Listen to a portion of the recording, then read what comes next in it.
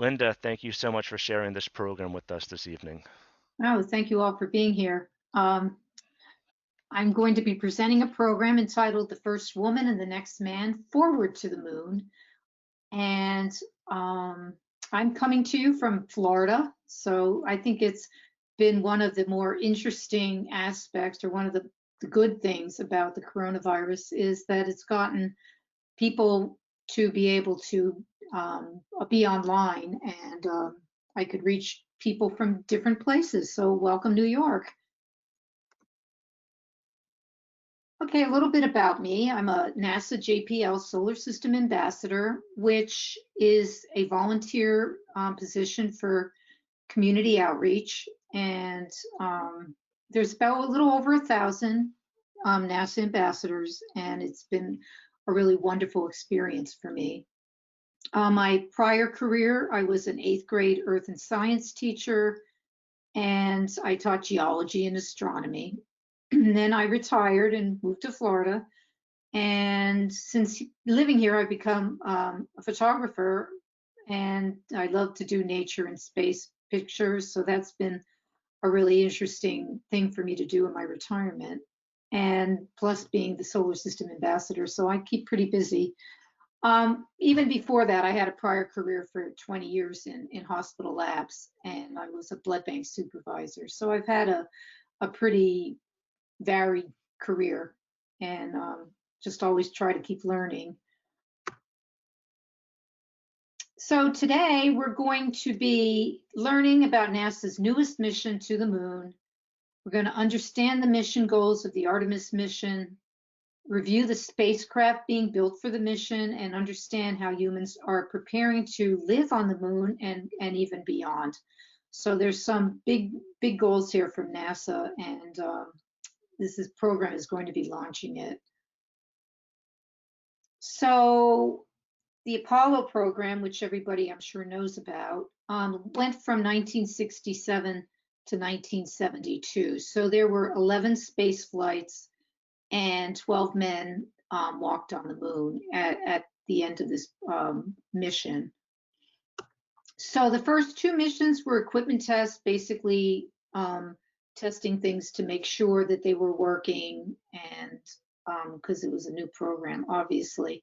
1968 was the first flight to the moon, and that was Apollo 8, which was a really big deal. And then, of course, 1969 was the first moon landing.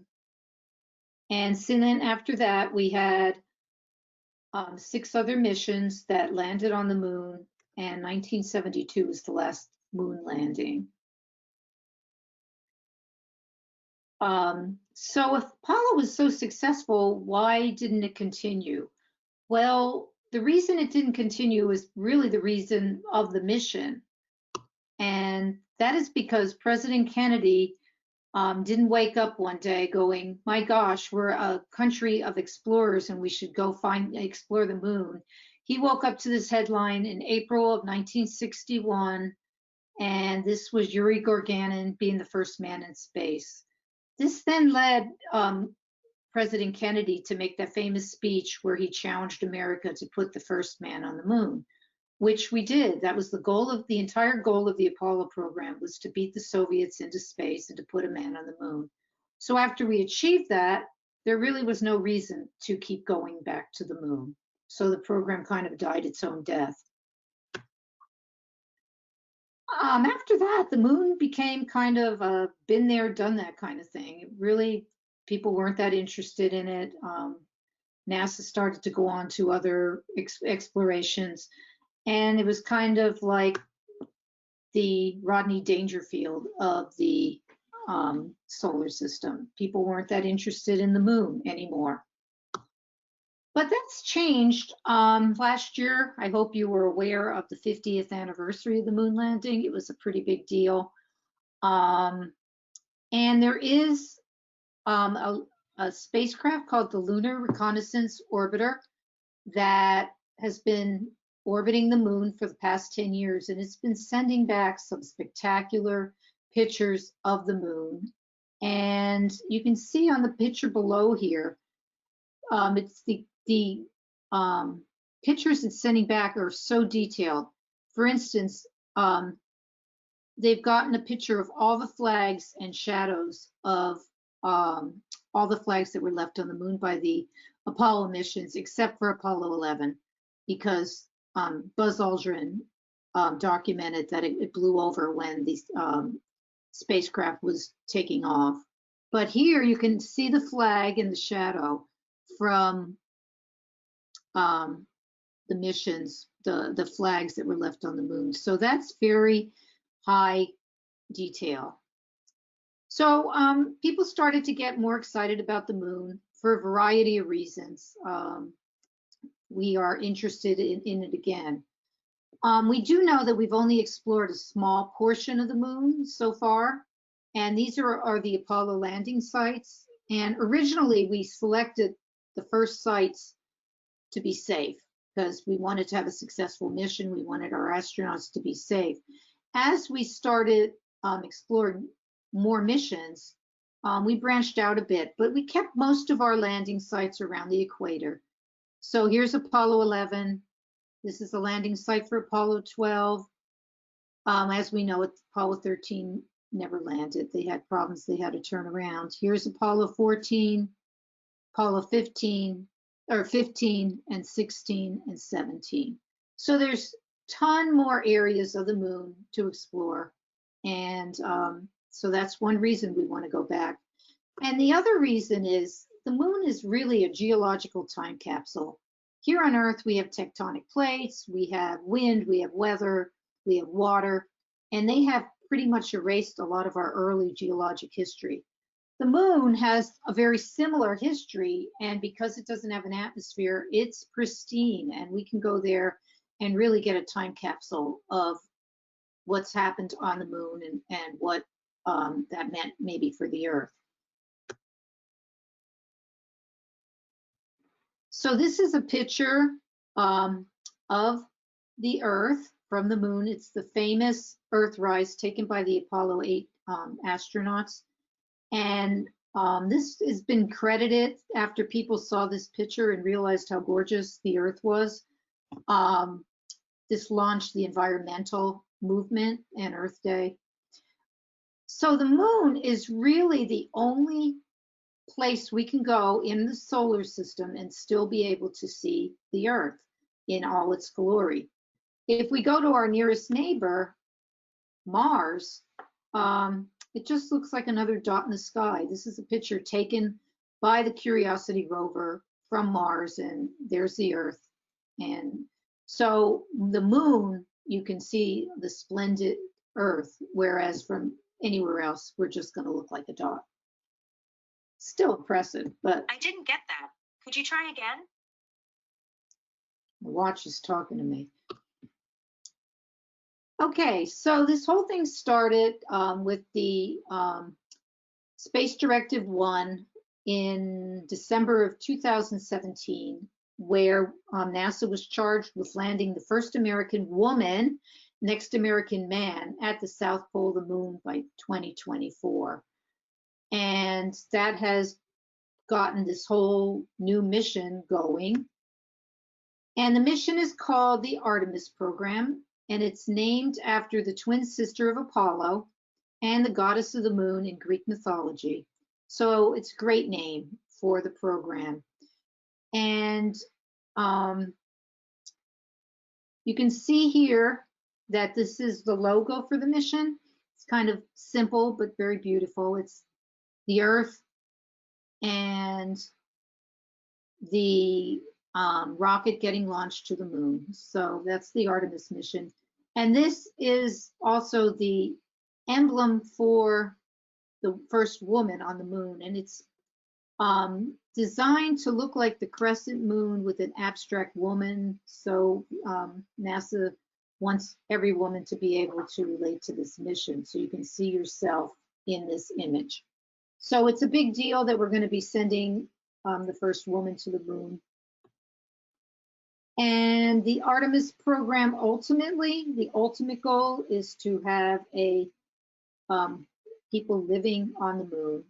And so this is not like the Apollo mission where it kind of had a goal just to get to the moon. This is not only to go to the moon, the ultimate goal is to establish human presence on the moon and hopefully beyond the moon. They're looking at Mars as the next stop. Another kind of exciting thing for females and women is that the first female launch director, Charlie Blackwell Thompson, is in charge of the Artemis mission, and that's only fitting because this is a big deal for women. Now, these missions have been described as unprecedented and ambitious by anyone who wants to look into the program.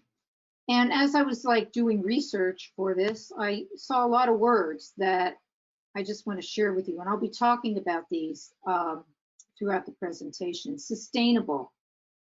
Basically, we're not just going once and done like we did with the Apollo program. Innovative, across all technologies and sectors, and having partners, commercial and international partners, which is something NASA's been really getting into a lot recently. If you follow SpaceX and all that. So we've become much more innovative in our working. Evolvable is very important too. They don't want to just have equipment that you use once and then discard. So they're designing things that can be reused and repurposed. And so multi-purpose, multi-partner, and multi-mission. So just like the Apollo missions, they built one, they built on itself. This mission will be building on itself too. And this is a mission, like I said, to return astronauts to the moon to stay. And so it's really a kind of a big deal. All right, this is Kennedy Space Center right here in Florida where I live. And this is the ground system that is going to be operating the Artemis mission. The astronaut, the rocket itself and the spacecraft is going to be assembled here and launched, and the recovery of the rocket's all going to take place at Kennedy.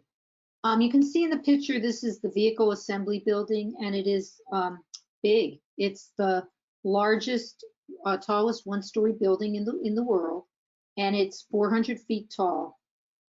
And once the rocket is assembled, the day of launch, it will come out of these doors, and it goes on this instrument called a crawler. Literally it crawls. It goes at half a mile per hour, and it will take you then out to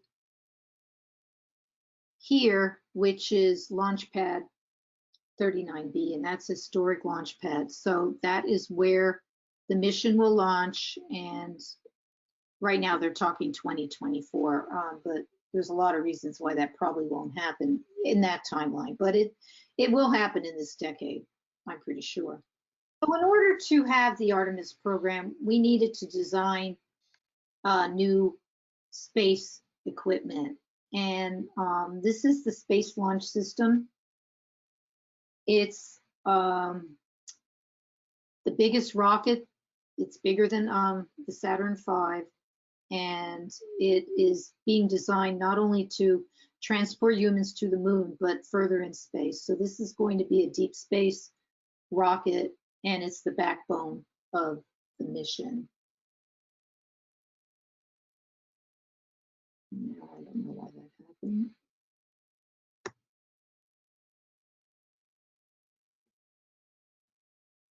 Okay, so this is inside the vehicle assembly building. This is an artist rendition right here of what it's going to look like when it's in there. I did tour the vehicle assembly building. And by the way, if anybody gets to Florida after this pandemic and you go to Disney, take a day to go to Kennedy Space Center. It's well worth it. It's a day trip and it's fabulous. And the things you see there, they've really upgraded their exhibits, and it's fabulous. But anyway, I was able to get in the vehicle assembly building, and I looked up this thing, and it's huge. So it's taller, the rocket is taller than a 30-story building, and the vehicle assembly building is 37 stories. So it's going to fill up pretty much the whole bay there. So here's the rocket, bigger than the space shuttle, bigger than the Statue of Liberty, and a little teeny bit smaller than the Saturn V. It's built by Boeing, and it has 4 R-25 engines, so it has a lot of thrust in it. It's the biggest rocket, so it's going to be pretty amazing. It's been taking a while to build, but there's hope that it'll be done soon. So inside here is the core stage of the rocket, and then there's the other parts, which I'll talk about on the next slide, or in a minute. This video first. Hi, my name is Erica Alvarez, and I'm a lead systems engineer at Marshall Space Flight Center in Huntsville, Alabama. And this is Rocket Science in 60 seconds. I lead a team of engineers and analysts that ensure that NASA's Space Launch System meets a variety of mission requirements. SLS is the most powerful rocket ever built by NASA. It's not just one rocket. It's designed to evolve to be able to carry human and large cargo to the moon. A payload can include cargo, science experiments, or special equipment. They are housed in a special fairing at the top of the rocket. SLS is the only rocket that can carry the Orion spacecraft, astronauts, and supplies to the moon in one mission. Its first configuration will carry 57,000 pounds, and future configurations will carry more than double that. Hi, my name is... Okay, so the progress of the SLS currently, it left its factory in New Orleans. You can see here, look how huge it is. If you compare it to just this man standing there, it's tremendous. And they put it on a barge, and then they transported it to Stennis in Mississippi, where it's undergoing various tests right now. And after that, it goes back on a barge, and it will go over to Kennedy Space Center. So that's one big rocket.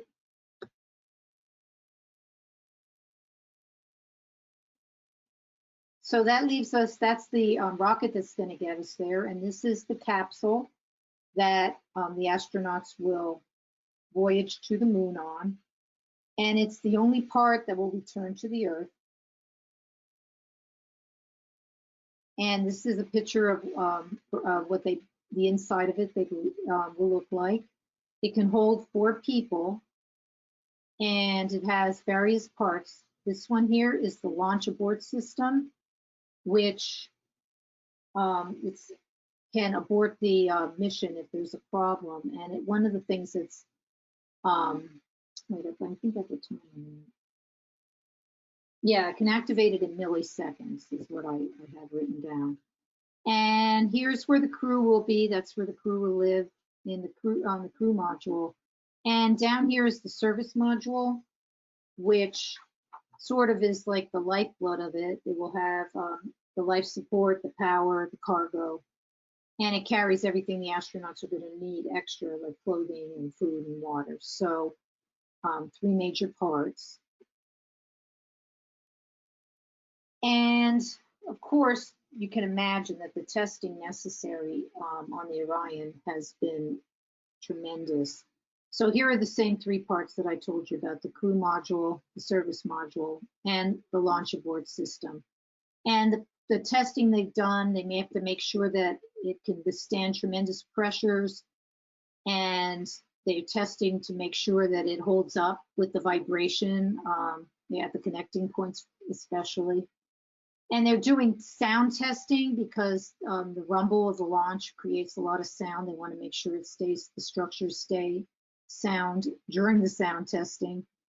And they recreate shock waves so that when the pyrotechnics are going on that are separating the various parts, that everything separates properly and stays together. So a lot of testing, and this is being built by Lockheed Martin. So Orion's Progress, it is at Kennedy Space Center right now, and they're putting the finishing touches on it. So it's really on the path. And they've invited the media at some point. You can see this is recent. At some point, I think in December, for the media to view it. So it's getting one step closer. And this is kind of cool. I don't know how many people out there remember the NASA worm from the 70s, but the NASA worm now is being brought back out of retirement, and it will be used for this mission. And right here, this is ESA, this is the European Space Agency, and they are a partner on the Orion space capsule. So they've worked very closely in building this. So the Artemis mission has two phases. The first phase is to be at the lunar South Pole by 2024.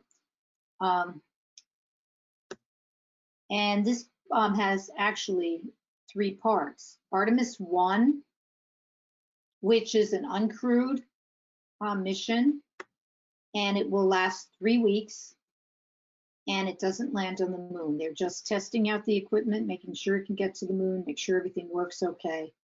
So Artemis 1 will be first, followed by Artemis 2, which will be a crewed mission of 4 astronauts, and it will last 10 days, and it doesn't land.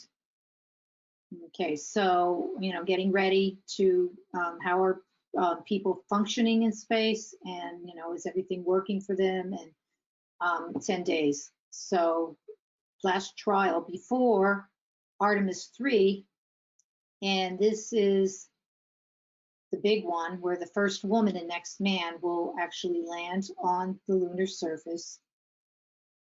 It will be crewed, of course, and it does land on the moon. So one first phase has Artemis 1, 2, and 3, and it's a tiered system. Okay, first one's no people, second one's people, but they don't land on the moon. Third one then people and lands on the moon. And we have redone the spacesuits because of our last mission on the moon. Astronauts really struggled walking there. Their suits were clumsy. They had very low ability to maneuver their arms and even bend down. So right here, this is the new suit that's been designed for spacewalks, and it's very interesting. And when they talk about multi-purpose, I don't know how many people heard that they were supposed to be the first 2 females going out on a spacewalk from the International Space Station. This is probably maybe 6 months ago, maybe a little longer. They had to not do it because they only could use one because they didn't have spacesuits that fit the 2 small women. They only had larger ones. So this is going to actually be a modular spacesuit where it could be for men or women, and you could make it bigger and smaller. So they won't have that problem again. Not enough spacesuits for the women. And this is, they call it the orange pumpkin for obvious reasons. And this time of year, we were talking about pumpkins. So, but this is the suit the astronauts will wear on launch and reentry, and it is pressurized in case there's an emergency, and it can stabilize the astronauts for up to 6 days, which would get them time to get back to Earth. So new fabrics, new material, new innovative ideas, and multi-purpose. So these spacesuits are pretty cool. Okay, the mission patches, every mission has their patches, and Artemis 1 looks like this. And Artemis 2 and 3 are not designed yet because the crews get to design their own patch, which is pretty cool.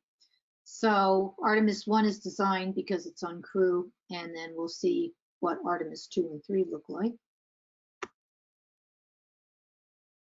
Okay, risks and challenges. As you can imagine, there's plenty of risks and challenges to a mission of this scope. Obviously, it's dangerous at any time. but these would be the most dangerous, would be launch. And ground communication is a major concern when the astronauts are up there. We want to make sure that we're able to communicate with them. Reentry, of course, would be a very dangerous time, and recovery. And they're already practicing recovery right now with, this is a model of the Orion, and they've been practicing recovering it from the ocean. This is another ocean recovery, just like Apollo. Over here, I'll talk briefly about this because I'm going to talk a little more on the next slide, but you can see here, here's the Earth, and we've had a human presence on the International Space Station now for 20 years. But it's very close. It's 250 miles. So when we're talking about going to the moon, which is 250,000 miles, we're going to be a lot further away. So our emergency plans have to be really well thought. And so what does it take to get home safely? Well, let's compare. Low Earth orbit, like the International Space Station, we can get home in 3 hours if we have to. Compared to 3 days for the moon. It's going to create a lot of heat, 3,000 degrees, but coming back to the moon is almost twice as hot. So it has to withstand 73% more heat. We return from the International Space Station at 17,000 miles per hour, but from the moon, we need to go faster. So it's 24,700 miles, so almost 8,000 miles faster coming back through the atmosphere. So that's pretty intense. And once again, 250 miles compared to 240,000 miles. So it's 1,000 times further. So obviously Orion has been designed to withstand all this, and they're testing it. And so it's designed to do deep space. Okay, now phase 2 of the Artemis mission is then Mars forward capabilities and establish sustainable lunar presence.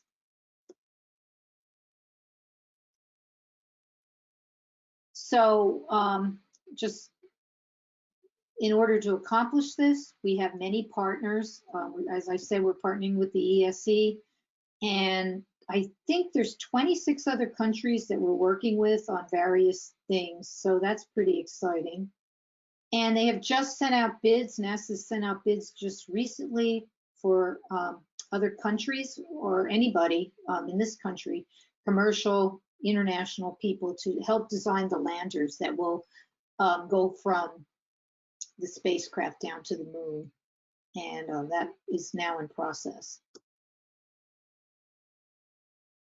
Okay, in order to become living on the moon, you need to be sustainable, and it's very exciting that we found water on the moon. Like a couple of years ago, we found out that the moon is tilted, and the way the axis is tilted, the poles do not get sunlight. They're permanently shadowed, and in these permanently shadowed craters, they have discovered water ice. So when this mission was first planned, they were planning on landing on the South Pole because that's where the water ice is. And with the idea that ultimately we'd be able to tap into the water, because water is H2O, we can separate it into hydrogen and oxygen, and obviously water itself. So we'd have a lot of things we would need to be able to survive: the oxygen to breathe, the oxygen for fuel, and then the water. Just recently, this is from October 26th, 2020. This was a big announcement. There's this really cool spacecraft called Sophia, who's orbiting outside of our atmosphere with a telescope, and she had it aimed on the moon. And they discovered water not only in these deep, dark craters, but in the sunlit surface of the moon. So if we can find water in more places on the moon, that's a big boon for us to be able to become sustainable. And I have a little video here about Sophia because I think it's pretty interesting.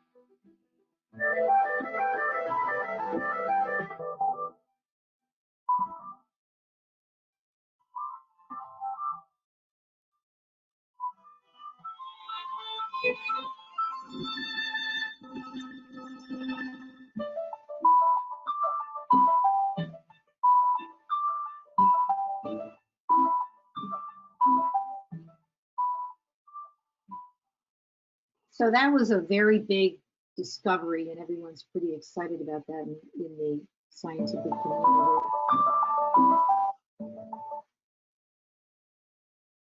Okay, if we want to become sustainable and evolve to being able to live on the moon, we need to figure out other ways to get air, because obviously air is very important.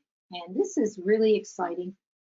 We know that we can make air from moon dust. The moon rocks they brought back from the moon that they tested have 40 to 45% oxygen in it.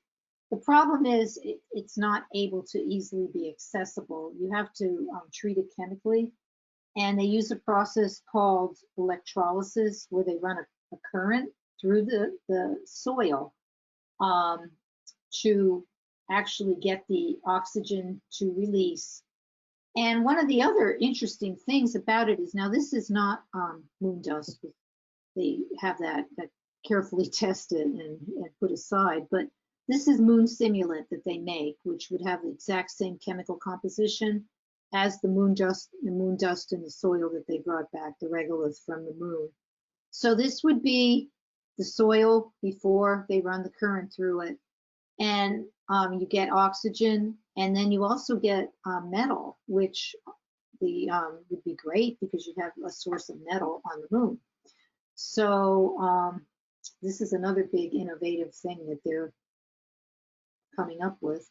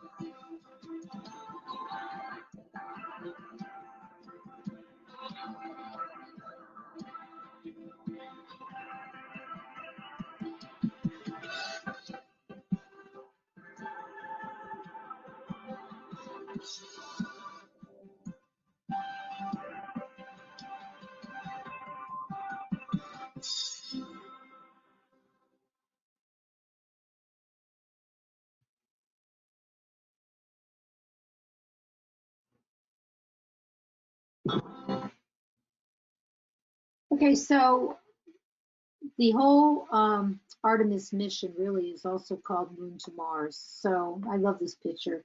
Here's the moon and here's Mars. So long-term goals and very ambitious, but NASA can do it, I'm sure. No better group of smart people and scientists. So why do we want to go to the moon before Mars? Well, on the moon, we can take reasonable risks while our astronauts are only 3 days away from home. So then we can prove our technologies and figure things out and figure out how to live and work on another world before we go on a 2 to 3 year mission to Mars. It would take humans like 9 months to get to Mars one way So it's a big deal. And, you know, we're not just 3 days away where we can get back home, or if we run out of supplies, go to the grocery store. So it's a big venture to try to go to Mars. So start small, smaller on the moon, and then take it one step further. This is a little video showing how they're sort of thinking about making a habitat on the moon using lunar soil. December 11th. Cernan, then Schmidt, left the lunar module to begin their first EVA. Apollo 17 was the last manned mission to the moon back in 1972. The European Space Agency, or ESA, is interested in establishing a permanent human base on the moon and recently released their concept for the construction of the habitat. Their plan is to use three-dimensional printing technology to build the base from lunar soil, or moon dust, mixed with printing material. Living conditions on the moon aren't ideal for human inhabitants, so the moon base would have to withstand radiation, extreme temperature changes, and the possible threat of meteorites impacting the structure. The ESA has worked with architects from Foster and Partners to develop the project and create a video outlining the plan for the moon base. According to the video, an unmanned moon shuttle carrying a robot along with a robot-controlled three-dimensional printer and an inflatable dome would land on the surface of the moon in order to build a base that humans could live in. Although the project is still currently in the planning phase, the base could be ready for up to 4 astronauts just 3 months after the robot lands on the surface of the moon. So that's pretty exciting. It's really amazing. I feel like we're living in sci-fi sometimes when you hear about stuff like this, but they're thinking of it, and it's probably going to happen very soon. December.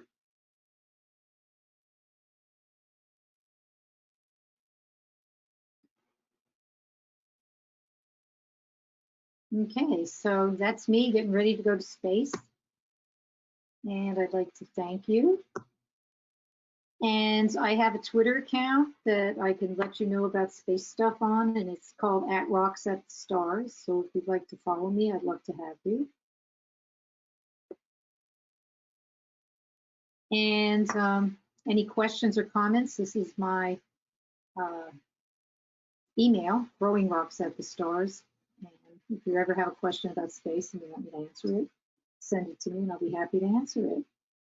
So Jay, I guess we can take some comments and questions now. All right, sounds good to me. If anybody has any questions or comments for Linda, you can always unmute yourself and ask them directly, or you can use the chat. And Barbara has one question in the chat, and she wants to know a little more information if you have it on the worm. She writes, what is the worm? The worm is when NASA first started, that was their logo. And in 1970 something, I don't know the exact date, NASA retired the worm and has the other one, the one that you might be really familiar with. They call it a meatball. It's the big blue with the red going through it. That's pretty much the one you see. Wait up, I have one, I'll show you. Okay.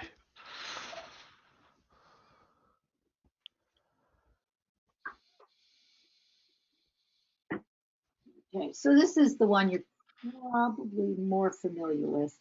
Yep. So they retired the worm, and they weren't using it because you know they have all this under copyright and stuff. They have really strict rules about their logos. And there was this cult following for the worm. Like people just love the worm. And SpaceX, when they just did crew demo that went up, I'm sure you followed it with the Bob and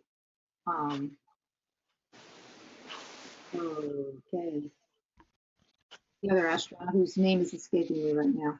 But anyway, it was a big deal just a couple months ago. They got permission, SpaceX, to put the worm back up on their spacecraft that is going to be going back and forth to the International Space Station. So I don't know, now they're bringing the worm back out of retirement a little bit. And there's like a whole kind of cult following the worm. Everyone loves the worm. So they actually have 2 now, which is kind of exciting. That's pretty cool. Does Thank you that for answer that. your question, Barbara? I have a question. Oh, okay. I'm just going back to where you were talking about in the mission where they didn't have a spacesuit that would fit a female. Yes. Well, why does everybody assume females are so much smaller than males?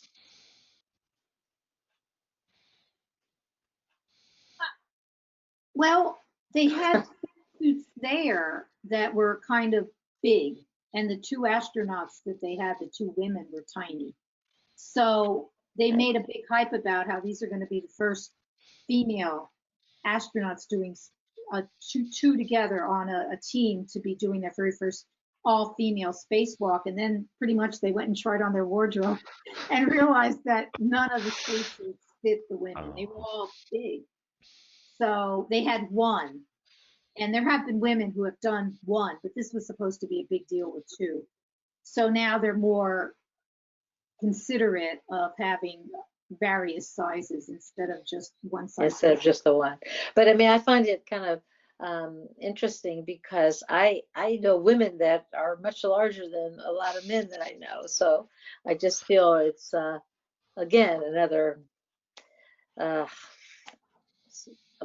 I don't know if I'm going to say the right term, but not politically correct to say that all women are, much smaller than men. Right. But I guess these particular female astronauts. In this particular time, right. Most female astronauts, they may be very tall, but probably very few of them are overweight. I mean, because they're training so strenuously. Right. So they probably would tend to be a little tinier than the male. No. Maybe they could be tall, but anyway, that's something now that they're taking into consideration. They're building suits that they're modular. You can take parts in and out, and you can get them a better fit. And because of that, they're able to actually perform better too, because they aren't so bulky. Right. I guess I just know a lot of female bodybuilders that aren't overweight.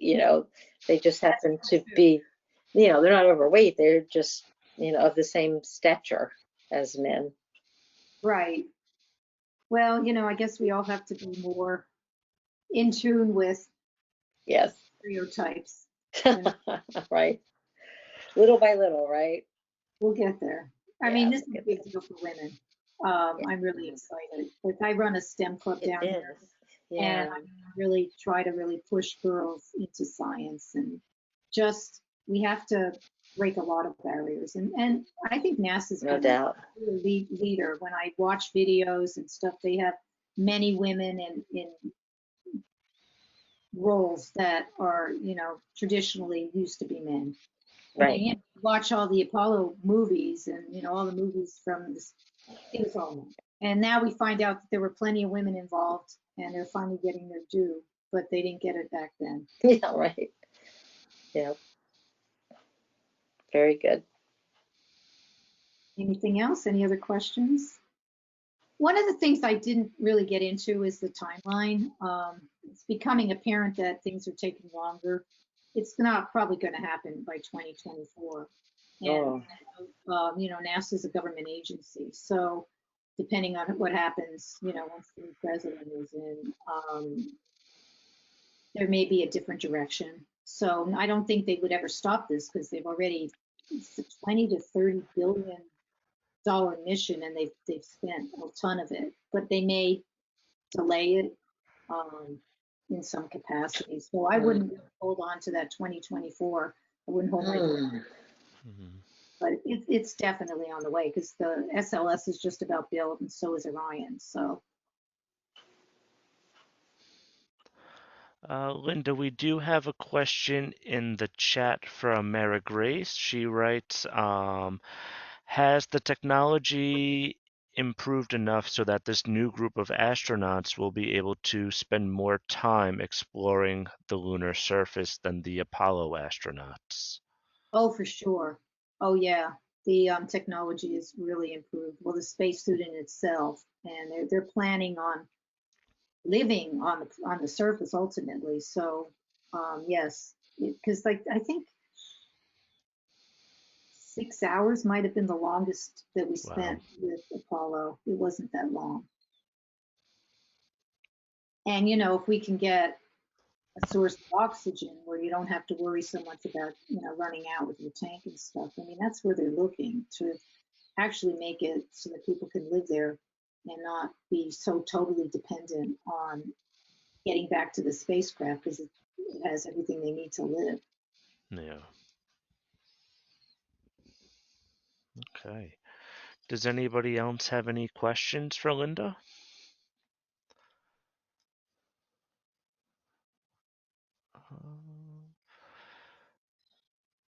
Linda, where can somebody, is there a website if we want to learn more information on the Artemis program? Of course, I should have included that.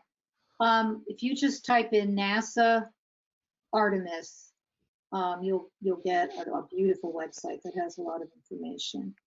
Yes. I have, I might drop it in the chat, but I just want to double check with you if it's right. It's nasa.gov/Artemis program. Is that the one? Yes. Okay, so I'm just going to drop that in the chat in case anybody wants to check it out. And all right, if anybody else has any questions, feel free to write them in the chat or turn on your microphone. I thought this was a very informative program. I had a few questions that I was writing throughout the presentation, but you kept answering them throughout, so it was very well and well. Thank you. I thought it was a very well thought out presentation, and I thought it was very fascinating to listen to. Well, thank you. Of It's course. my pleasure to be here. It's like I said, it's kind of like a positive that came from coronavirus because now, I mean, I'm able to collaborate with other solar system ambassadors around the country on some presentations. So it's been opened up some doors that normally I wouldn't have. Great. Okay, so if anybody has any other questions, oh, might have one more. No, I just wanted to thank you so much, Linda. Oh, This thank you. was really, you know, I feel so privileged to be part of the Patchogue-Medford Library and to have somebody like you come and visit with us and, you know, share your knowledge. It's extraordinary. Oh, well, thank you. That means a lot. And I I'll come really, back if you want me again. oh, yes, please, please. Yes, maybe. Yeah, it's really, what a great way to spend like an hour in the evening and learn so much from such a brilliant mind. Thank you. Oh, well, while we're talking about learning, right now it's scheduled for Saturday, 7 something at night. You know, did you watch crew demo when we launched those 2 astronauts to the International Space Station? No. Well, don't No. miss Saturday. It's going to be on TV. It's going to be probably a big deal. They're launching the first crew now, and it's going to be 4 astronauts, 3 American, 1 Japanese. So we're finally, you know, after the shuttle program ended, we lost our ability to get to the International Space Station on U.S. soil. So we had to use Russian spacecraft. Well, now we have it. We're back. We're launching from Kennedy, and Saturday we're launching our first. The last one was just a demo mission, and this one is our first Crew 1 going up to space from U.S. soil. So that's really a big deal. Awesome. Cause for celebration, for sure. Yeah. That's great. Okay, well, enjoy your evening up in New York. Yes, I'm in New York. And we just had a few more comments in the chat. Mara Grace wrote, I thought it was a very informative and fascinating presentation. Thank you. And then Barbara also wants to thank you very much for tonight's presentation. Thank you. I appreciate it. Yes, so Linda, thank you so much. And if anybody wants to reach out, we have your email address right on our screen. I know you also shared your Twitter, so maybe you'll get a few more followers after tonight. And I'm going to share this recording on our YouTube channel so we can always return to it at a later time. Wonderful. Thank you All so right. much. That was a privilege to talk to you all tonight. Thank you, Linda. Bye-bye. All right, Bye. Linda, thank you so much. And thank you everyone for attending tonight.